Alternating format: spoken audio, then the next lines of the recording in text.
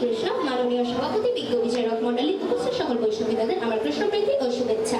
আজকে বিতর্কের বিষয়বস্তু হচ্ছে কর্মই ধর্ম। যথেষ্ট যুক্তি থাকার কারণে এর পক্ষে আমার অবস্থান। আমার দলের প্রথম ও দ্বিতীয় বন্ধু অনেক যুক্তি দিয়ে বোঝানোর চেষ্টা করেছে। বোবা মানুষ তো ইশারার মাধ্যমে বোঝে। হ্যাঁ, আপনারা দেখছি বোবা ও কালার চেয়েও অধম। প্রতিপক্ষ বন্ধুগণ, আমি আবার মনে করে দিচ্ছি ধর্ম হচ্ছে কেউ মনে করে লোকহিতকর কার্য করাটাই ধর্ম, দরিদ্রকে দান করাটাই ধর্ম, স্কুল কলেজ প্রতিষ্ঠা করাই ধর্ম।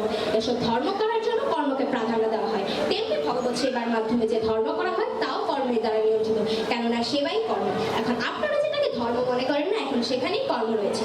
আমার বিপক্ষ দলের প্রথম বন্ধুর প্রশ্নের উত্তরে বলছি, প্রভুপাদ কিন্তু গুরুদেবের কাছ থেকে দীক্ষা নেওয়ার পর ঘরে বসে জপ করতে পারতেন, কিন্তু তার গুরুদেব বলেছে, দুষ্ট মন তুমি কিসের বৈষ্ণব?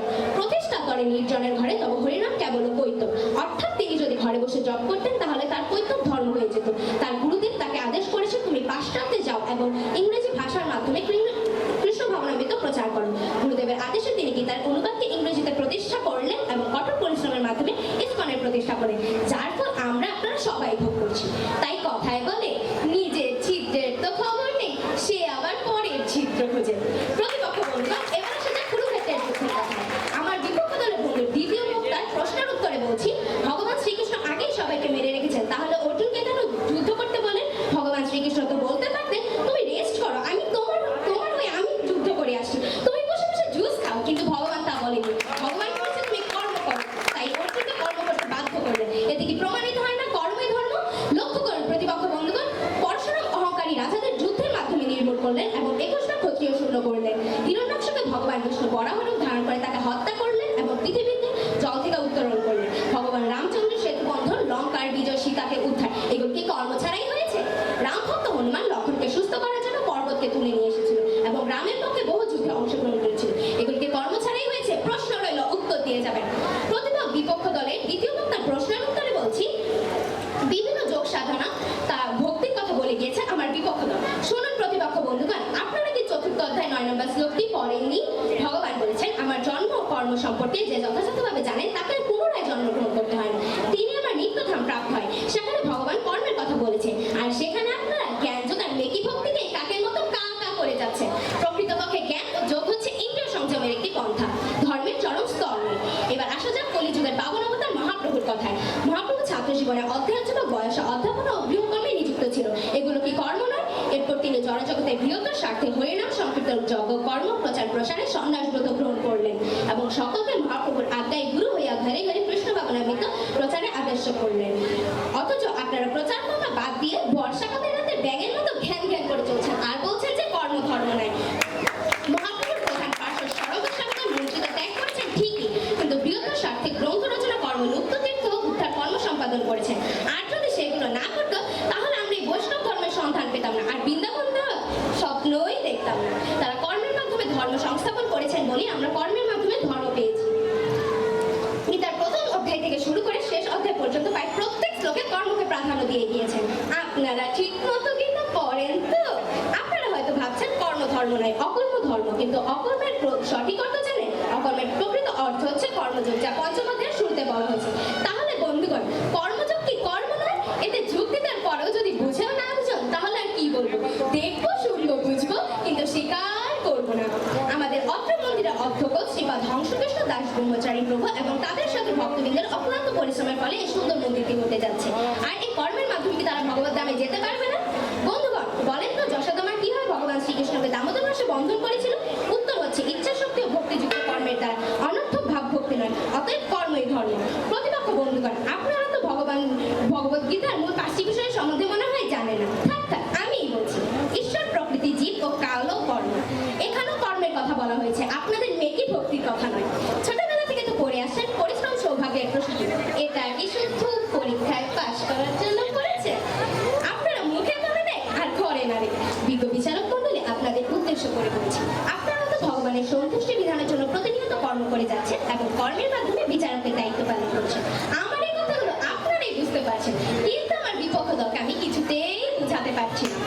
আমার এই মন্দিরের পূজারী প্রভু ভগবানের জন্য কত সুন্দর পোশাক তৈরি করছে এবং শৃঙ্গার করছে, এগুলো কি কর্ম নয়? এর মাধ্যমে কি ভগবানকে লাভ করা যায় না? আপনাদের অবস্থা হচ্ছে জলে নামবো, সাঁতার কাটবো, কিন্তু চুল ভেজাবো যাবো না, দেখবো শুনবো বুঝবো, কিন্তু স্বীকার করবো না।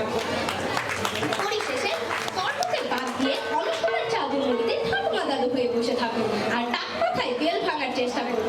দেখুন না কাকের যে কি অবস্থা হয়। পরিশেষে কবিতার ছলে বলতে চাই, কীর্তিমানের হয় না বিনাশ, প্রকৃতির ত্রিগুণ করায় কর্ম, কর্মই মানুষের চালিকা শক্তি, তাই তো মনুষ্য জীবনে কর্মই ধর্ম। ধন্যবাদ বিচারক মণ্ডলী, ধন্যবাদ সবাইকে। হরে কৃষ্ণ। মাননীয় মডারেটর, সম্মানিত বিচারক মণ্ডলী, প্রতিপক্ষ বন্ধুগণ, উপস্থিত দর্শকবৃন্দ, সকল বৈষ্ণবকে জানাই রথযাত্রা কৃষ্ণপ্রীতি ও শুভেচ্ছা। জাগ্রত ছাত্র সমাজ কর্তৃক আয়োজিত বিতর্ক অনুষ্ঠানের বিষয় হচ্ছে কর্মই ধর্ম। যুক্তিসঙ্গত কারণের বিপক্ষে এর আমার অবস্থান। এনেছি ঔষধি মায়া, নাসির আরো লাগে, হরির নাম মোহাম্মদ ল তুমি মাগে। আমার বিপক্ষ দলের বন্ধুদের অবস্থা থেকে আমার এক ধূর্ত শিয়ালের কথা মনে পড়ে গেল। একবার এক ধূর্ত শিয়াল ফাঁদে আটকা পড়লো। সে অনেক চেষ্টার পর সে ফাঁদ থেকে মুক্ত হলো, কিন্তু সে তার লেজটি হারালো। লেজ পেয়ে শিয়ালটি দেখতে খুবই আজব দেখাচ্ছিল। তাই সে ফোন দিয়ে আসলো। সে সকল শিয়ালদেরকে ডেকে বললো, আমি আমার লেজটি কেটে খুব আনন্দ উপভোগ করছি, তোমরাও তোমাদের লেজটি কেটে ফেলো। তখন সকল শিয়াল তাদের লেজ কেটে ফেলতে চাইলে তখন এক বিজ্ঞ শিয়াল বললো, তোমরা এই কাজ করো না, সে চায় আমরাও যেন তার মতো দেখতে লাগি। দেখুন বন্ধুগণ, শিয়ালটির অবস্থা ঠিক আপনাদের মতনই। দ্রুত শিয়াল নিজের লেজ কেটেছিল বলে অন্যদিকে পরিচিত করেছিল। লেজ কাটার জন্য আপনার স্বাস্থ্যের যথার্থ অর্থ জানেন না বলে আমাদেরকে দ্রুত শিয়ালের মতো পরিচিত করতে চাইছেন। আপনার বারবার চলে যাচ্ছেন, কর্ম না করলে ধর্ম করা সম্ভব না। আচ্ছা প্রতিপক্ষ বন্ধুগণ, আপনাদের কর্ম সম্বন্ধে এত শাস্ত্রীয় ব্যাখ্যা দিলেন, আপনারা মহাপ্রভু সম্পর্কে জানেন না? তিনি আমাদের কর্ম ত্যাগ করতে বলেছেন এবং ভবরোগের ঔষধ সহ সংকীর্ণ যোগ্য দিয়ে গেছেন। তাহলে কি আপনারা ভবরোগের ওষুধ দিতে চাইছেন না? প্রশ্ন গেল, উত্তর দিয়ে যাবেন। কর্ম বলতে সাধারণত যা ইচ্ছা তা করা, তাহলে কি চুরি করাকে আপনারা ধর্ম বলবেন? তাহলে কেন আপনারা টাকা ব্যাংকে জমা রাখছেন? এর মানে তো আপনারা চোরকে তার চুরির ধর্ম করতে দিচ্ছেন না, আপনারাই চোরের ধর্মে বাধা সৃষ্টি করছেন। তাহলে তো বলতে হয় আপনারই বড় চোর। কথায় আছে না, চোরের না শুনে ধর্মের কাহিনী। ধর্ম সত্যিকার অর্থ কিন্তু আমি বলছি, কান খুলে শুনুন। ধর্ম তো সাক্ষাৎ ভগবত প্রণীত, অর্থাৎ ভগবানের দ্বারা প্রণীত আইন হচ্ছে ধর্ম। আর আপনারা গলাবাজি করে নিজেরাই ধর্ম প্রণয়ন করতে চাইছেন, আপনার কর্মই ধর্ম বলছেন। আচ্ছা আপনারা জানেন তো প্রকৃত কর্ম কি? শ্রীমদ্ ভগবত গীতায় বলা হয়েছে, জড় চেতনার প্রভাবে উৎপন্ন নানাবিধ সৃষ্টি হলো কর্ম। যেখানে কর্ম মানে চেতনা থেকে সৃষ্টি, তাহলে আপনার কর্ম করে কি করে ভগবানের সান্নিধ্য লাভ করেন? প্রশ্ন রয়ে গেল, উত্তর দিয়ে যাবেন। ষষ্ঠ অধ্যায় 3 ভগবান বলেছেন, অষ্টাঙ্গ যুগে যারা নবীন এবং তাদের পক্ষে কর্ম অনুষ্ঠান শ্রেয়। অর্থাৎ যখন প্রাথমিক স্তরের জন্য কর্ম অনুষ্ঠান দেওয়া থাকলেও ভগবান সর্বোচ্চ স্তরে বলেছেন যারা ইতিমধ্যে যুগাড় হয়েছে তাদের পক্ষে কর্ম থেকে নিবৃত্তি উদ্দেশ্য সাধন। তাহলে আপনারা কর্ম করে কি করে মুক্তি লাভ করবেন বন্ধুগণ? প্রশ্ন রয়ে গেল, উত্তর দিয়ে যাবেন। বর্ণাশ্রম ধর্মের 4টি আশ্রম, গৃহস্থ, ব্রহ্মচর্য, বানপ্রস্থ, সন্ন্যাসী, 4টি আশ্রমের মধ্যে সর্বোচ্চ আশ্রম সন্ন্যাসী ছিল। প্রভুপাদ স্বয়ং কর্ম ত্যাগ করতে বলছেন। যদি কর্মের ধর্ম হতো তাহলে কেন ছিল প্রভুপাদ সন্ন্যাসীদের কর্ম ত্যাগ করতে বললেন? প্রশ্ন রয়ে গেল, উত্তর দিয়ে যাবেন। হে বন্ধুগণ, আপনারা যে গীতার কর্মযোগ নিয়ে কথা বলছেন, কিন্তু আপনারা কি কিছু গুচ্ছতম জ্ঞান সম্পর্কে জানেন? ছিল প্রভুপাদ বলেছেন, শ্রীকৃষ্ণের অত্যন্ত প্রিয় শুদ্ধ ভক্ত ছাড়া সাধারণ মানুষেরা এই গুচ্ছতম জ্ঞান সম্পর্কে জানতে পারে না। কিন্তু আপনারা তো কোনের ছোট্ট শিশু, আপনারা প্রাইমারি ছোট্ট শিশু, আপনারা পিতা দিয়ে দুধ খাওয়াতে হবে আপনাদের, তাই আগে উপযুক্ত করে বিতর্ক করা কেবল সময়েরই অপচয়।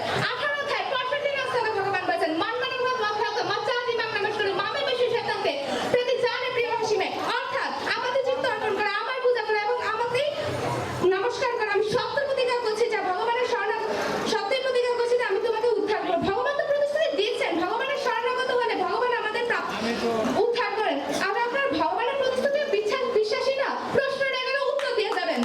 শ্রীমদ্ ভাগবত 1005:35 বলা হয়েছে, এই কলিযুগে যথেষ্ট বুদ্ধিমত্তা সম্পন্ন মনীষীরা সংকীর্তন যজ্ঞে তারা পার্শ্বযুক্ত ভগবান শ্রী হরি আরাধনা করেন। তাহলে বোঝা যাচ্ছে আপনাদের যথেষ্ট বুদ্ধি নেই, শ্লোকই তার প্রমাণ, তাই নয় কি বন্ধুগণ? বন্ধুগণ, 3 রকমের কর্ম রয়েছে, পুণ্য কর্ম, পাপ কর্ম ও ভক্তি কর্ম। যে কর্ম করলে পরিণামে কষ্টই ভোগ করতে হয় সেই শাস্ত্র নিষিদ্ধ কর্ম হচ্ছে পাপ কর্ম। যে কর্ম মৃত্যুর পর স্বর্গগতি লাভ হয় সেই শাস্ত্রবিহিত কর্ম হচ্ছে পুণ্য কর্ম। কিন্তু যা ভগবত সেবা তা অপ্রাকৃত। এই ভগবত সেবাকে সাধারণ কর্ম বলে সস্তা করবেন না। এখনো যদি আপনাদের মাথায় না ঢুকে তাহলে আপনারা কৃপা করে আপনাদের মাথাটা মন্দিরের বাইরে নিয়ে গিয়ে থাকুন। দেয়ালে কি লেখা আছে? সেবাই আমাদের পরম ধর্ম। বন্ধুগণ, নারায়ণ কর্ম করে নারায়ণকে লাভ করে কি চতুর্সাথী কর্ম করেছেন? আপনার সাহস দেখে আমি স্তম্ভিত হচ্ছি। যেখানে পূর্বতন আচার্যগণ আমাদেরকে ভগবত যুক্তির নির্দেশ দিয়ে গেছেন, সেখানে আপনারা মন গলে কিন্তু সস্তা যুক্তি দিয়ে বলছেন কর্মই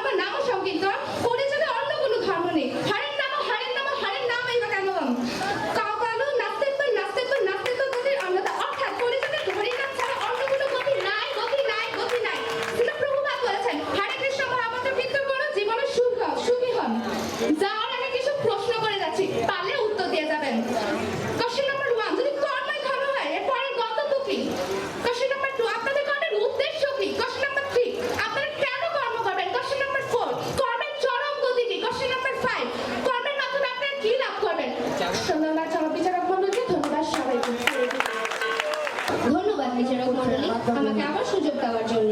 আমার বিপক্ষ দলে তিনজন বক্তার যুক্তি শুনে মনে হচ্ছে তারা ধর্মকে নয় অধর্মকে প্রতিষ্ঠা করার জন্য মঞ্চে উঠেছে।